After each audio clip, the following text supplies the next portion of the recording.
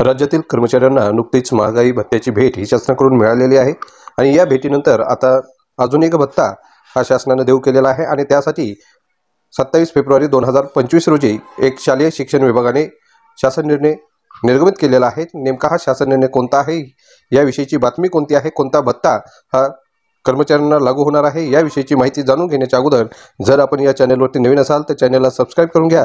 Video आवडल्यास like व share जरूर करा। तर बघा कोणती बातमी आहे।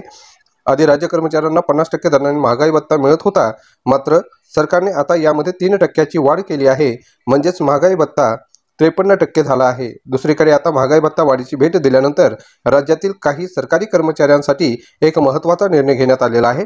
राज्यातील काही कर्मचाऱ्यांना वाहतूक भत्ता लागू करण्यात आलेला आहे। मिळालेल्या माहितीनुसार अपंग समावेशित शिक्षण योजना प्राथमिक स्तर अंतर्गत करार पद्धतीने कार्यरत असणाऱ्या दिव्यांग विशेष शिक्षकांसाठी सरकारने नुकताच एक मोठा निर्णय घेतला आहे। या अंतर्गत या संबंधित कर्मचाऱ्यांना वाहतूक भत्ता लागू करण्यात आला आहे। महाराष्ट्र राज्य शासनाच्या शालेय शिक्षण विभागाने हा निर्णय घेतलेला आहे। 27 फेब्रुवारी 2025 रोजी याबाबतचा शासन निर्णय राज्य शासनाच्या शालेय शिक्षण विभागाने निर्गमित केलेला आहे। सदर शासन निर्णयात असे नमूद करण्यात आलेले आहे की समग्र शिक्षा अभियान योजना अंतर्गत कार्यरत असणाऱ्या कर्मचाऱ्यांना आता वाहतूक भत्ता लागू राहणार आहे।